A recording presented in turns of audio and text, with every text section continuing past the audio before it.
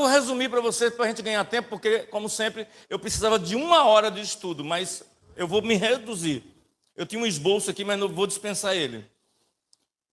O primeiro Papa, presta atenção, vamos começar por aqui, ó. O primeiro Papa da Igreja Apostólica Romana foi Pedro. Pedro, ele pregou em Israel sobre Pentecostes, converteu várias milhares de almas, mas Pedro ramificou a igreja para Roma, foi aonde ele morreu. Foi em Roma que Pedro teve uma grande influência, inclusive o templo de Jerusalém, que era o segundo templo, foi destruído pelos judeus, não sei se você sabe dessa história, que Nero colocou fogo em Jerusalém, dizendo que tinha sido os judeus que tinha colocado, mas foi ele próprio que colocou fogo na cidade, Nero. Porém, o templo que tinha em Jerusalém foi destruído. Então, o templo que Pedro fundou em Roma, ele prevaleceu. E aí, o que os romanos, as pessoas perceberam? Que a igreja tinha uma grande influência, a igreja era uma voz.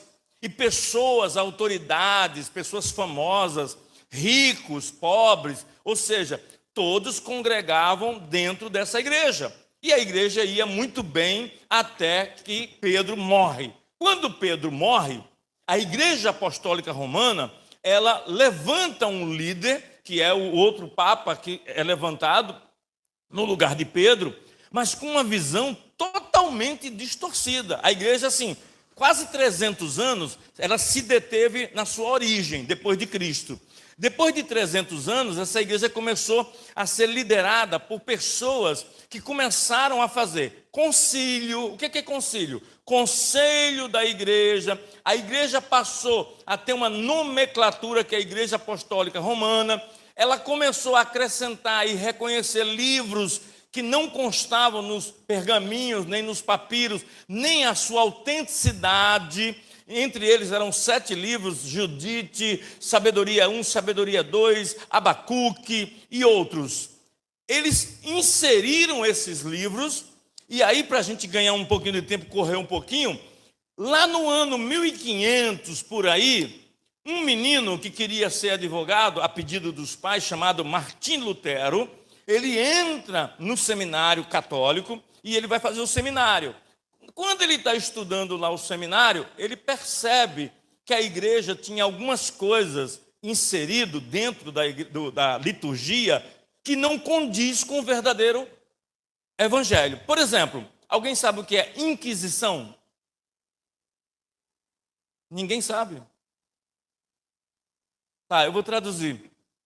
Inquisição é você permitir, dar o direito à salvação do outro. A Igreja Católica vendeu salvação. Hoje não faz isso porque os olhos das pessoas se abriram. Mas no passado, Inquisição. Você sabia que a Igreja Católica matava no passado quando você negava a fé? Matou muitos. A Igreja Católica percebeu, e é uma das observações de Martim Lutero. Martim Lutero fez 97 teses contestando a Igreja Católica e disse assim para o papado da época, disse, olha, eu não participo mais das reuniões de vocês. E aí o Papa foi e excomungou Martim Lutero.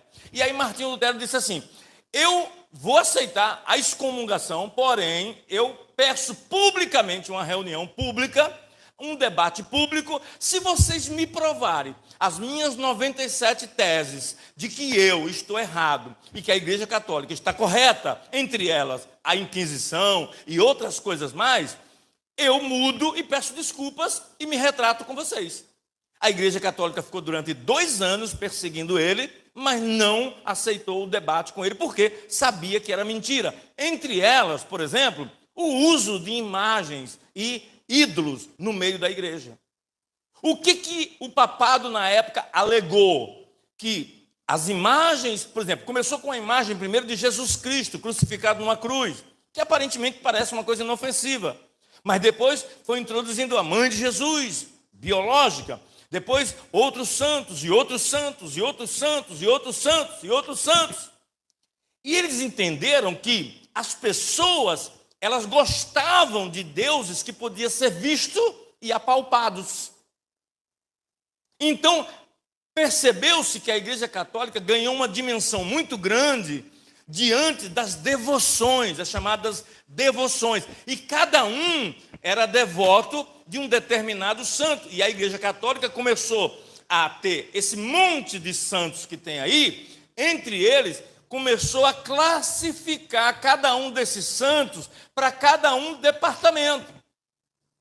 Você quer ver um exemplo? Vamos lá. Isso aqui vai ser mamão com açúcar para vocês.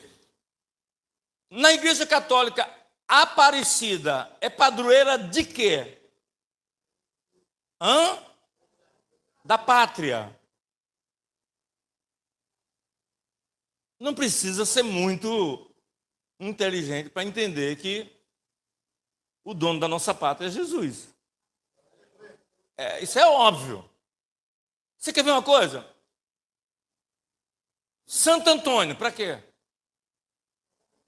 Casamenteiro. Então, assim, eles foram inserindo esse tipo de santos que não tem nem comprovação, por exemplo, biografia desses caras, não só para pós-morte, mas principalmente da sua existência em si. Mas eles criaram esses santos e fizeram essa diversidade desses santos para que as pessoas se agarrassem a isso.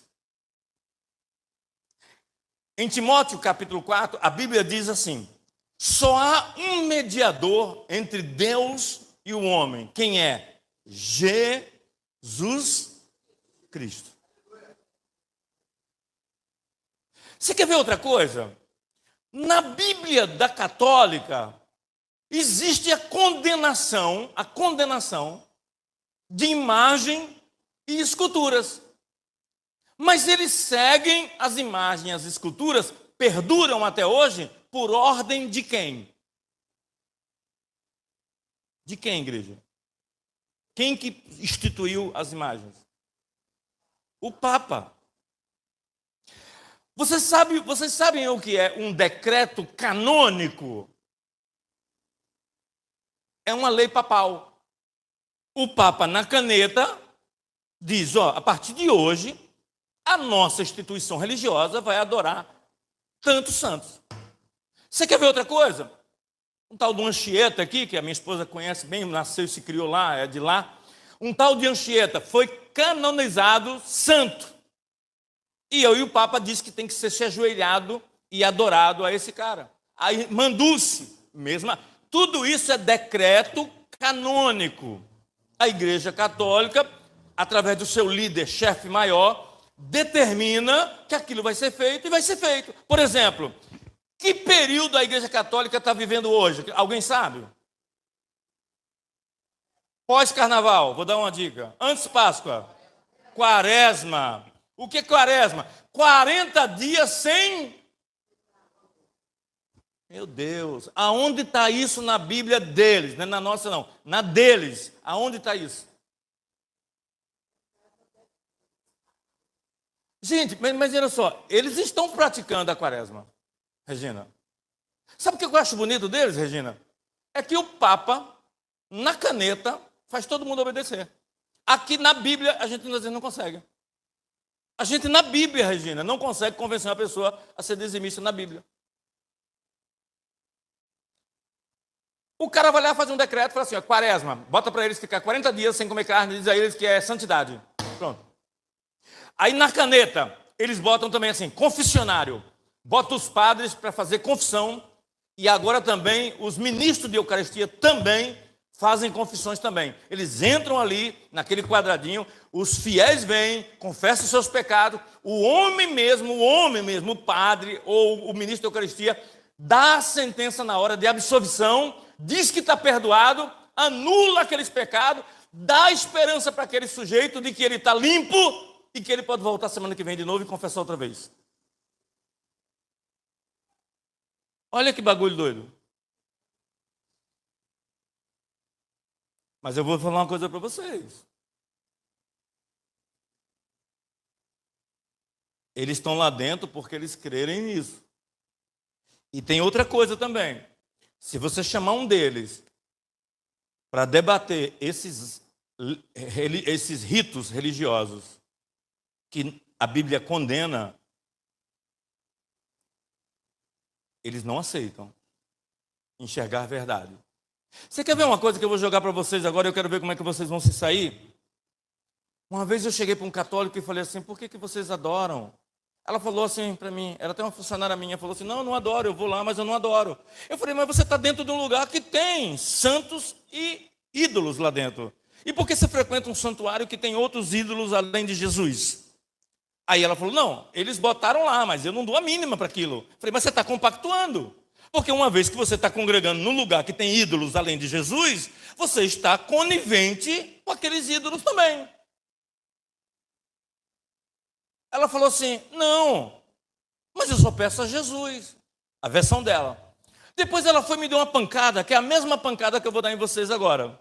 Ela disse: eu quero que o senhor me responda, e depois eu falo como é que eu respondi, eu quero que vocês me respondam. Eu vou fazer a mesma pergunta para vocês. Ela disse: eu quero que você me responda, como é que Jesus pegou o cajado de Moisés, transformou numa serpente no deserto, fez uma estátua, mandou todo mundo se prostrar para poder ser curado da picada de cobra. Como é que o senhor está dizendo que Deus abomina ídolos, se Deus fez um ídolo no deserto?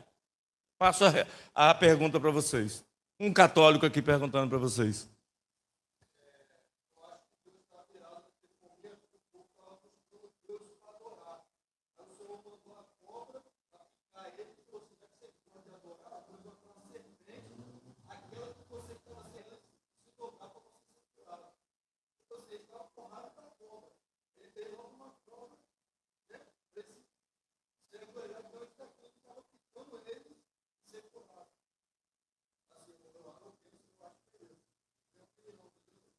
As outras opiniões.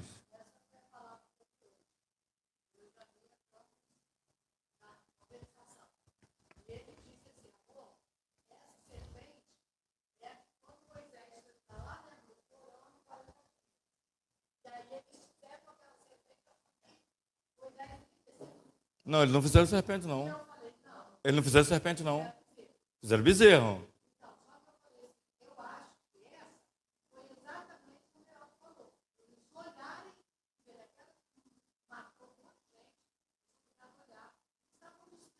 É quase isso. Vocês estão perto, mas tá morno. Mas é quase isso. Ó, vocês podem olhar que o bezerro foi muito esclarecido que era uma adoração. E era um Deus abominável, tanto a Deus como aos homens. Mas a serpente, o Senhor levantou a serpente. Foi o Senhor que levantou a serpente via Moisés para que o povo se curvasse. Qual o objetivo para a gente ganhar tempo? O objetivo é assim: quando Deus levantou a serpente, não era para... Heraldo, presta atenção que agora vem a senha. Não era para adorar a serpente. Era para se humilhar diante da serpente, mostrando que eles não deveriam esquecer daquele castigo. E que eles foram picados por cobra, e diante de uma cobra foi que acharam a solução diante da murmuração deles. Porque eles receberam várias cobras provenientes da murmuração deles. Então Deus usou a serpente como uma espécie de castigo. Mas o prostrar diante da serpente não era para adorar, era para se redimir. Não era para buscar, tipo, ajuda. Tudo bem que foram curados quando se prostravam, mas para se humilhar, a palavra é essa, para se humilhar. Tipo assim, ó, que não saia da cabeça de você. Vou dar um exemplo disso, parecido. Vocês lembram que a arca ninguém podia tocar? E quando Uzá foi lá e tocou na arca, aconteceu o quê? Morreu queimado. Para que aconteceu aquela morte daquele cara? Para mostrar para as outras pessoas que não é qualquer um que poderia tocar na arca. Então Uzá ficou fulminado, morto, queimado, eletrificado, de um relâmpago de Deus ali na hora, queimado, e os outros que viram falaram: meu Deus, não podemos tocar. A cobra serviu de mesmo exemplo de punição, ou seja, eles se prostravam não para adorar ou fazer o sinal da cruz, do Pai, o Filho e o Espírito Santo, não, era só obedecendo a Deus e Deus deixando a imagem da cobra como tipo assim: ó, não esqueçam que eu posso mandar cobra de novo para vocês. Era uma punição. Você quer ver uma coisa que poucos passaram por isso, mas eu passei. Era muito comum na casa dos meus pais, atrás da porta, ter uma varinha de goiabeira, um cinto, um chinelo e um chicote. Dependendo do castigo, ou era sandália, ou era vara de goiabeira, ou era cinto no lombo. E quando eu passava na porta, que eu olhava aqueles 3 objetos de punição, eu falava assim, caraca, ainda bem que essa semana não apanhei. Mas eu olhava para os 3 assim, e eu sabia qual que doía mais. Então, era mais essa referência. Agora vamos voltar de novo para a igreja. Martim Lutero, ele confrontou tanto a igreja, quando foi em 1517, 1518, por aí, a igreja, depois de muitos anos pelejando contra ele, ele simplesmente foi excomungado e excluído. E aí, Martim Lutero, ele fundou a igreja chamada luterana. Só que o que vocês não sabem é que, depois da igreja luterana fundada e Martim Lutero morto, ele morreu aos 60 e poucos anos, acho que foi de infarto, se eu não me engano. Quando ele morre, a igreja luterana, ela começa a vir trazer coisas parecidas com os misticismos da igreja católica. E aí quem entra em ação? Os protestantes. Tem protestante aqui? Os protestantes são as pessoas que estavam na igreja de luterana, que perceberam que a igreja luterana estava começando a ser distorcida também. Você tem uma ideia? Vou contar um testemunho aqui que não convém. Há uns 20, 30 anos atrás, mais ou menos, uns 30 anos atrás, eu fui fazer uma visita numa igreja luterana por curiosidade.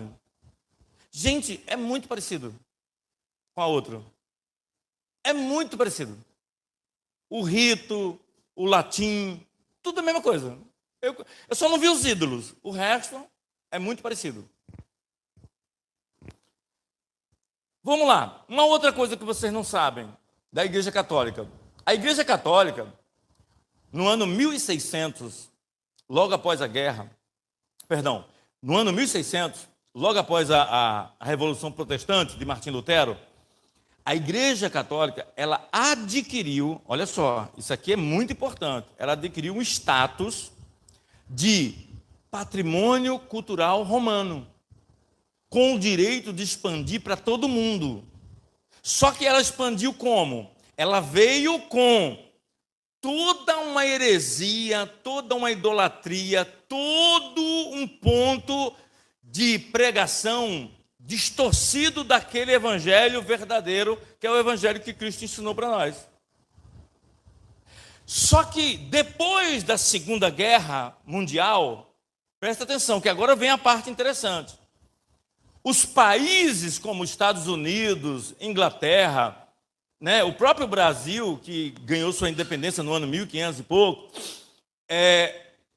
esses países que começaram a ficar independentes e serem reconhecidos como nações, a Igreja Católica, ela conseguiu, presta atenção que isso aqui é importante, o status de nação, de país. Até hoje prevalece que a Igreja Católica Apostólica Romano, em especial o Vaticano, que é a sede, o ninho, o centro, a KGB de toda a organização do catolicismo mundial, fica dentro do Vaticano. Pastor, o que isso quer dizer com isso?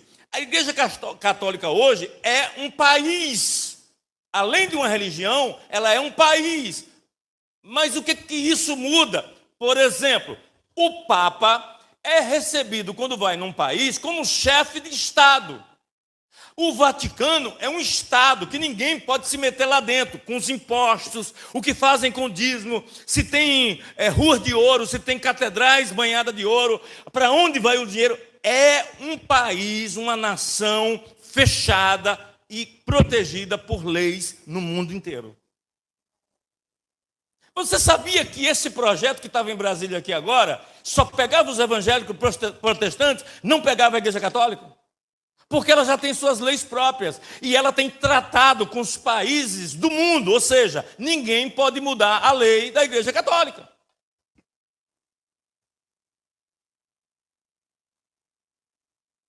Agora eu vou falar uma coisa para vocês. Vocês têm noção da força dessa igreja? Vocês têm? Da força da influência? No mundo? Vocês têm noção, assim? Qual é a religião mais influente no mundo depois dos muçulmanos? Porque hoje em dia os muçulmanos talvez estão até pau a pau com eles. Mas depois dos muçulmanos, quem é? Os católicos. É fácil ser católico? Ó, não precisa dar dízimo. Pode dar dízimo escondido se quiser. Se não quiser, não dá nada. Faz caridade. Vai na igreja quando quer. Se quiser, uma vez no mês. Pode beber. Pode juntar música da igreja com música secular. Pode. Pode aprontar todas. No domingo você vai lá no confessionário e zera tudo. Pode fazer tudo. É esse evangelho que eles estão vendo. Agora eu vou fazer uma pergunta. É mais fácil estar lá nesse evangelho ou nesse nosso aqui? Lá. Liberdade, Geraldo. É muito... quase não tem não. Só tem sim. Pode. Isso, pode. Pode. Pode tanto que eles... Você tem uma ideia? Eles são tão heréticos que eles têm festas pagãs, festas místicas, festas perigosas. Vou dar alguns exemplos. Iemanjá, que diz que é a rainha do mar, é uma santa deles. E eles participam da festa de Iemanjá também. Na ladeira do Pelourinho, a Igreja Católica participa com o pessoal da Umbanda, da Quimbanda, do Xangô. Eles participam. Você pode olhar, irmãos, que todo rico, toda socialite, todas as empresas, a maioria das pessoas que realmente, assim, quando querem trazer um pouco da espiritualidade, até a pessoa nem era cristão, não era nada, chamam quem para fazer a celebração na hora, seja de um memorial ou de um fúnebre, o que for? Sempre a Igreja Católica. Por quê? Na hora o cara vai dizer, o padre está instruído a dizer coisas heréticas. Por exemplo, eu já fui a funeral, onde eu deixei o padre falar primeiro, e o padre que me antecipou dizia assim para o morto: creiamos nessa hora e vamos orar, para que Deus receba o corpo dele nesse momento. Senhor, tenha piedade dele agora, e rogamos que a sua mãe, que intercede por nós, encaminhe ele para um lugar melhor lá na vida eterna. Senhor, não impute sobre ele esse pecado agora. Ele, através de nós, está pedindo perdão ao Senhor aqui agora. Então, diante disso, nós cremos que ele agora já está no seio do Senhor. E aí a família fica toda consolada. Não, graças a Deus, na prorrogação do segundo minuto do último tempo, o padre chegou aqui, reverteu o menino que já ia para o quinto dos infernos e agora voltou para o céu. Graças a Deus. E eles ficam queridos, sabe por quê? Eles ficam queridos porque a pessoa fala assim... Você pode olhar aqui um protestante, um pentecostal, ele vai pregar, mesmo que ele não conheça o morto, ele fala: o homem nasceu do pó, para o pó voltará. Só existe um caminho, Jesus é o caminho, a verdade e a vida. Mas quase não fala do morto. Essa é a realidade de todos nós. Ei, acerta-se com Deus enquanto há tempo. Deus está chamando você. Hoje foi ele, amanhã vai ser você, depois vai ser eu. Esse é o pentecostal. Agora o padre não. Essa pobre alma que não sabia, Senhor, o que fazia. Tenha piedade dela nessa hora. Rezemos um terço. Rogai por nós. Amém. Rogai por nós. Amém. Rogai por Santo Severino. Amém. Rogai por Santa Senhora Auxiliadora. Amém. Rogai por Aparecida. Amém. Rogai por Santo Agostinho de novo. Santa de Virgem. Se ele estava endividado, Senhor, perdoa as dívidas dele. A Santa de Virgem vai interceder agora, nesse momento. E o povo fica feliz. Agora, esse povo está feliz com uma coisa que não existe.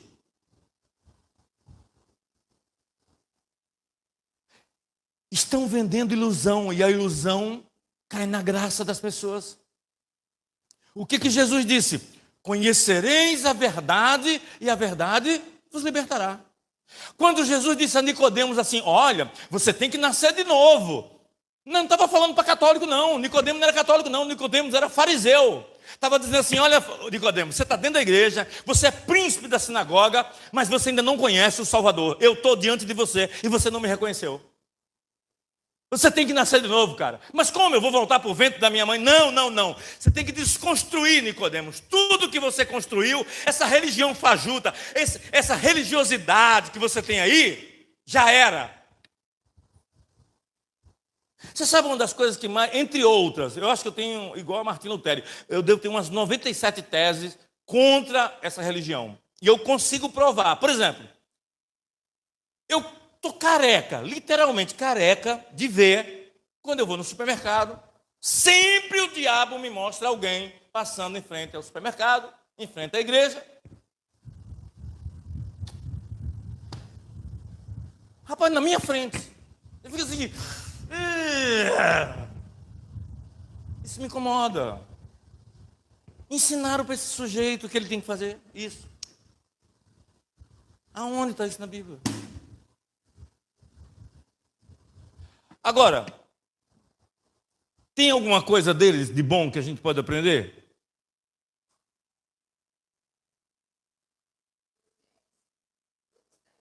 Obediência. Sabe uma coisa que eles têm melhor do que nós? São frequentadores domingo de mão cheia. Domingo é certinho, não faltam. E é 3 missas ou 4 missas por domingo. 2 de manhã e 2 de tarde. São unidos. Ah, não. Aqui é só tiro, porrada de bomba. Qualquer coisinha, pegou o salgadinho, a coxinha do outro, já a irmãzinha já não fala com a outra. Fala, irmã. Parabéns, irmão. Igual a nós somos assim também, né? Unidos, né? Não? Ah, tá, eu pensei que era, desculpa. Eu pensei que a gente era assim. A gente frequenta bem o domingo? É casa cheia, domingo? A gente frequenta muito domingo? Não, olha só, não é porque eu quero te exaltar, não. Essa mulher e o marido dela saíram daqui, não foi uma vez não, deve ter mais de 1 ano ou 2 que eu vejo eles dois na perna, daqui para Muquixaba, cansado depois do trabalho, fielmente. Eu achava tão bonito eles dois, assim, ó, iam suados, voltavam suados, cansados, as pernas cambaleando, mas fiel a Deus. Não vinha de carro não, irmão, era longe, iam a pé. Sabe como é o nome disso? Compromisso com Deus, não é com o homem. Irmão, se for para frequentar a igreja só no domingo, vira católico. Vai para o confessionário. Porque você está sendo igual a eles. E posso ser sincero? Tem umas igrejas aí nós estamos falando agora do nosso grupo. Tem umas igrejas aí que fica aberto o dia inteiro, mas é para captar recurso. E é para pegar dizimistas e pessoas que dão dinheiro. Ali já é as igrejas mercenárias. Então, mas o certo mesmo de uma igreja era estar aberto o dia todo, todos os dias, e o dia de frequentar o Senhor não era o sábado, é todo dia. O dia de buscar Deus é todo dia. Agora eu faço uma pergunta para nós aqui. Se nós temos 2 cultos na semana, quarta e domingo, pessoas têm dificuldade de vir na quarta-feira e vêm só no domingo, isso está certo? E domingo, Jamil, não é o dia todo não, porque o dia do Senhor seria um dia, 24 horas, seria 2 horas só no domingo, assim mesmo ainda chega atrasado. Na semana disse que é porque estava trabalhando, mas no domingo chega atrasado. Não achei minha meia calça, não achei meu sapato escarpão, não achei minha botina. Não achei, você acredita que eu procurei na hora do culto? E ainda bota a culpa no diabo. E nessa hora eu defendo o diabo. O diabo não participou disso. O diabo falou, nem estava lá. Não vi nada, nem peguei sapato. Não fiz nada. Você tem que entender melhor que o sagrado não pode ser misturado com o profano. O profano é o que eles praticam. Isso é profano. O sagrado é sagrado. É dar o melhor. Achei bonitinho a Luciana hoje. Pastor, estou atendendo mais 2 clientes. Vou chegar cansada, mas eu vou assim mesmo. E só sabe Deus as lutas que essa menina está passando essa semana. Eu estou acompanhando ela de perto. Hoje a gente bateu um papo bem legal, a gente montou umas estratégias contra o diabo. Mas eu achei bonitinho. Eu falei com o Dionísio, a esposa dele, falei, rapaz, que bonitinho, chegar atrasado, mas chega. Deixa eu falar uma coisa para vocês, para você não pensar que o pastor é mega exigente. Deixa eu falar o que Deus falou para vocês e para mim.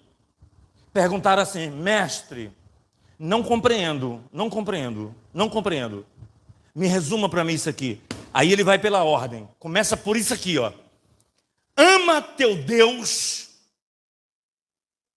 com a pré-condição de toda a tua força, de toda a tua alma, de todo o teu entendimento, de todo o teu coração. A gente vê isso. A gente vê pessoas amando Deus, literalmente apaixonadas, fanáticas por Deus. Não, irmãos. Não. Quando Jesus disse assim, meu Pai está procurando os verdadeiros adoradores que adorem em espírito e em verdade, Deus está dizendo assim, eu quero pessoas que me priorizem. Eu quero pessoas que me botem em primeiro lugar. Irmão, eu dou valor a quem chega atrasado no culto, mas chega. Eu dou valor. Quantas vezes eu vi Regina chegar com a roupa da Moto Litoral aqui dentro e eu falei, perfeito. Mas veio.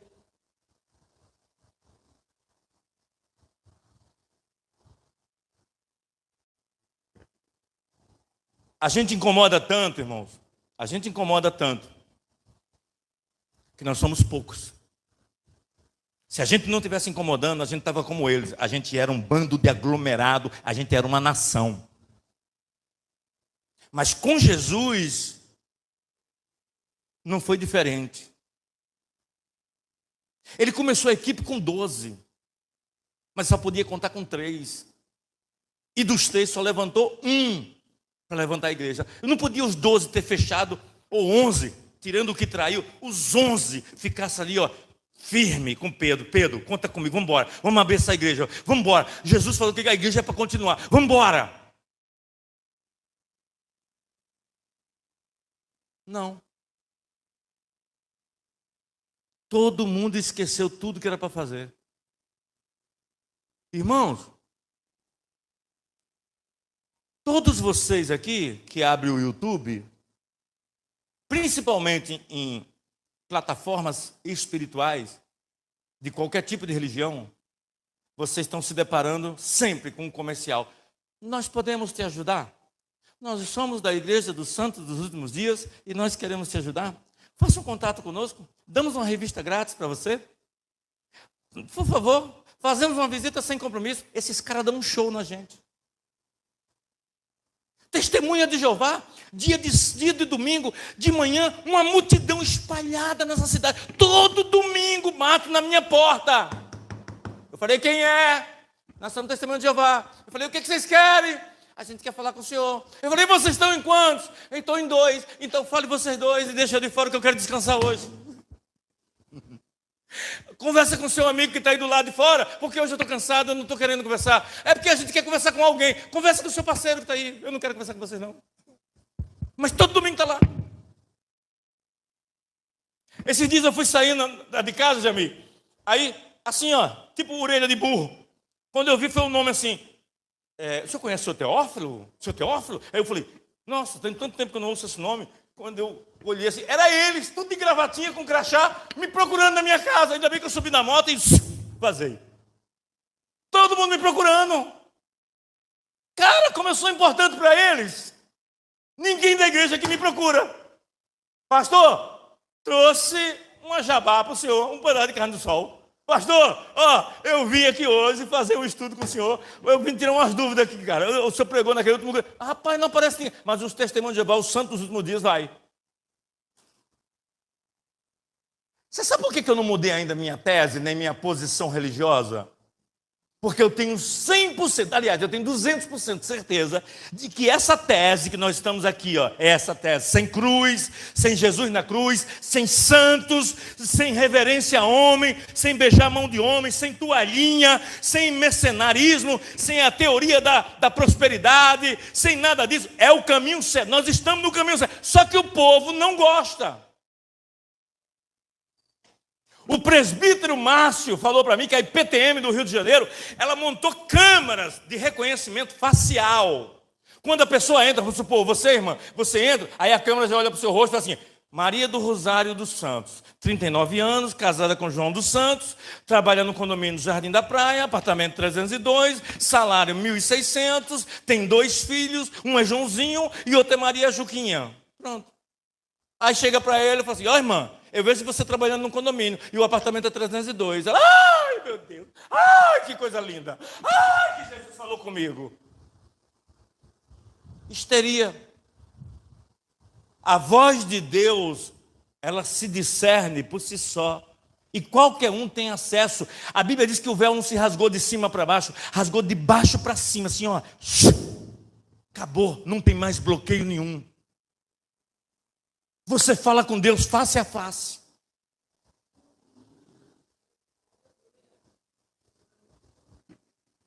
Agora, você decide se você quer priorizar Deus. Deus é prioridade?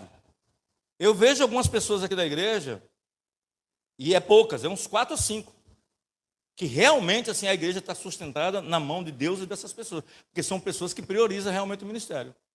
Eu vejo o Mateuzinho, por exemplo, ele não é querendo assim enaltecer, não. O cara vai de longe. Semana passada, no último culto, eu falei com meu filho, falei: filho, deixa ele primeiro embora, você fica, você mora do lado da igreja. Ele mora lá em Passarela do Ar, é isso? Chapada do Ar, você nem sabe. Eu vou até levar Mateus esse dia lá em Chapada do Ar, para ele ter noção de quilômetro, de km, aonde que fica. Aí Mateus vem uma vez só, ele vai dizer assim: caraca, o meu mano Mateus está lascado. Ele realmente vai longe mesmo. Eu falei: filho, fica para desligar para ele, libera ele, que ele mora longe. E ele vai de moto, pode pegar chuva.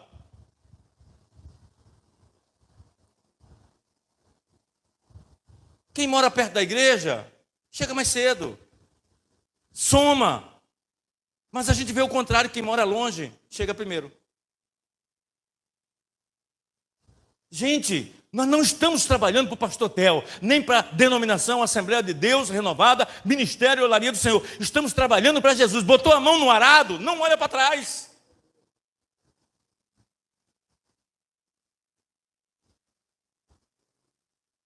Eu ia trazer quarta-feira, acho que foi quarta passada, não lembro. Acho que foi domingo, não sei. Acho que foi domingo. Mas eu vou trazer na outra quarta sobre a diferença entre convertido e convencido. Eu vou usar a figura de Paulo para você ver que um cara que com tão pouca experiência, com pouquíssimas experiências com Deus, ele se tornou um convicto ao ponto de tomar quase 40 vezes chicotadas e não negar o nome do Senhor. Enquanto que Pedro conviveu 3 anos e meio com Jesus, e na primeira vez que perguntaram para ele: você conhece ele? Ele disse: não, não conheço. Esse cara é estranho para mim. Pedro não tinha a convicção que Paulo teve. Eu vou falar sobre Paulo. Por quê? Parece até um absurdo quando Deus chama Paulo, ou Saulo, melhor dizendo. Parece que Deus estava sem opção de pessoas para chamar. Não, irmãos, eu estou falando de mim. Eu estou falando de mim.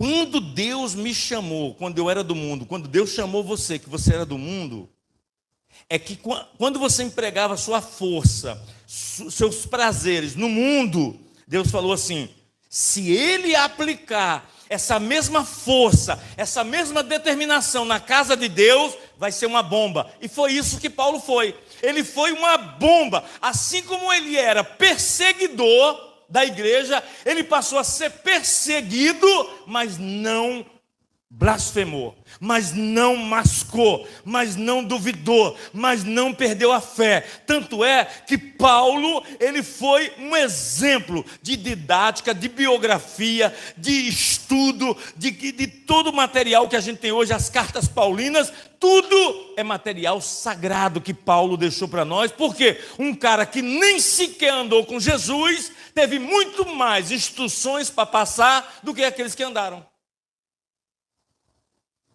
E quem era ele? Sabe quem era Paulo? Um Fernandinho Beiramar. Só que um Fernandinho Beiramar, quando encontra Jesus de verdade, vira um Fernandinho Beiramar de Jesus, dentro da igreja. Se o cara varria a cela lá quando estava preso, agora eu vou varrer a igreja. Se eu via o sol quadrado, agora eu vou orar com o sol quadrado, dentro do santuário. É assim que funciona, cara. Deus não escolhe ninguém aleatoriamente, nem no bingo, não. Ó, pedra 52, quem é 52? Não. Deus olhou para você e disse assim: é você que eu quero. Você vai para minha casa, vai ser uma bomba, vai ser um instrumento nas minhas mãos. Você vai ser uma ferramenta diante de mim. Agora você escolhe.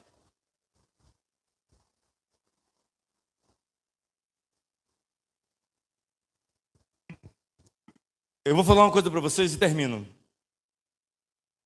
Se a gente colocasse aqui dentro dessa igreja sincretismo, misticismo, simpatia e outras coisas, lotava a igreja. Lotava. Mas nem eu nem você precisa disso, não. O que a gente já viu da parte de Deus já é suficiente para nos convencer de que Ele é o caminho, a verdade e a vida. Procura para mim, Luísa Rosa, Ele é o caminho. Acho que tem cantado aí, vê se tem aí. A gente coloca Ele como caminho. Só existe um caminho. Jesus é o caminho. Só existe um caminho, irmãos. Não tem outro caminho. Deus é o único caminho. Jesus é o único caminho. Não adianta procurar refúgio em outro lugar. Agora, enquanto eles estão procurando ali, rapidinho. Agora, olha que coisa maluca que o diabo faz. Você vai num santo de estátua, de barro, que não ouve, que é mudo, que não fala, e você faz uma prece. Aí uma cura do seu filho, seja lá o que for, uma coisa, acontece. Você atribui aquela cura àquele santo que não fez nada de nada. Aí você vai dizer: ué, mas como que esse santo cura? Pode ser na internet, se não tiver. Mas como que esse santo cura? O diabo faz assim: deixa eu abençoar eles, para que eles tirem o foco de Jesus e olhem para a estátua. E aí Jesus não é mais objeto de adoração. Que é isso que acontece nessas religiões. As pessoas passam diante de estátua em estátua,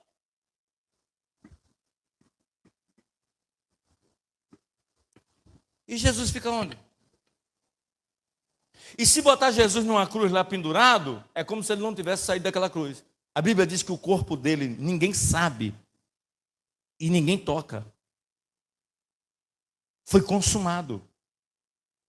Aí vieram com a teoria, que essa mesma religião veio com a teoria do manto sagrado que estava lá, e até hoje não conseguiram provar com evidência científica nenhuma de que esse manto era o sangue de Jesus. O DNA não bate. Para piorar, ainda fizeram um Jesus Brad Pitt, com olhos azuis, uma barba e um bigodinho bem cafajeste. E se você olhar para um judeu hoje, você vai ver que ele é narigudo, ele tem barba, cabelo bem enrolado, entrelaçado. Esse era o perfil de um judeu se fosse Jesus. Mas as pessoas pegam essa imagem, levam para sua casa e botam lá. Chama-se ídolos de pôsteres. Nós não precisamos disso, não.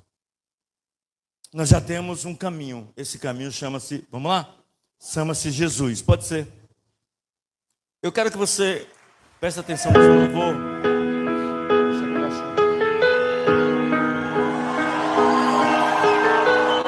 Eu acho que esse louvor vai fazer refrescar a nossa mente. Pode ficar sentado. Mas eu quero que você... Não se turbe o vosso coração. Crede em Deus e também em mim. Na casa de meu pai há muitas moradas. João 14. Se não fosse assim, eu não teria dito: vou preparar-vos um lugar.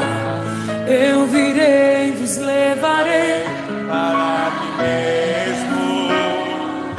Vós conheceis o caminho para onde eu vou. Eu sou o caminho, a verdade e a vida. Ninguém vem ao Pai a não ser por mim.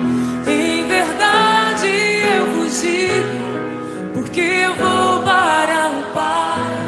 Mas obras maiores fará. Só Ele é digno de adoração. Então faz o seguinte, fique de pé para adorar a Ele, Jesus, e dizer para Ele: Senhor, Tu és o meu caminho, Tu és a verdade, Tu és a minha vida, Tu és o único que eu me prostro. É o que deu a vida por mim, que morreu, está sentado à direita do Pai.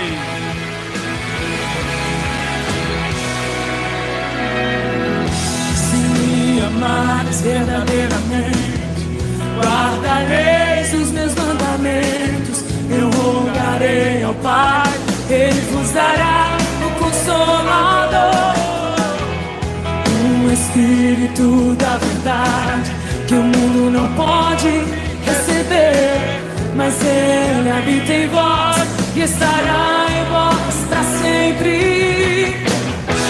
Aquele que tem os meus mandamentos, esse é o que me ama. E se alguém me amar, será amado por meu Pai. Eu também o amarei e me manifestarei a Ele.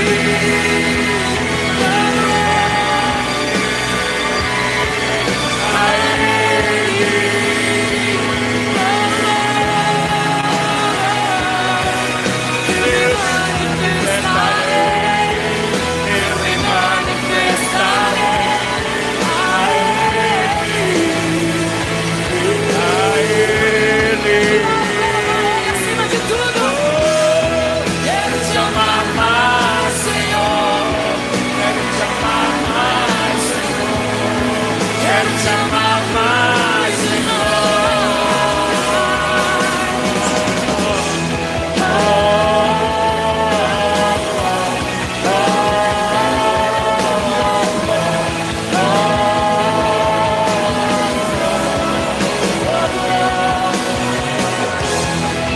Adore a Ele. Se você adorar, é como se a sua boca enviasse louvor aos céus. Os ouvidos do Senhor estão esperando a sua adoração. Oh, aleluia! Obrigado, Senhor. Obrigado, Senhor. Obrigado. Não estamos no evangelho de que se envergonhamos, mas estamos no evangelho da verdade.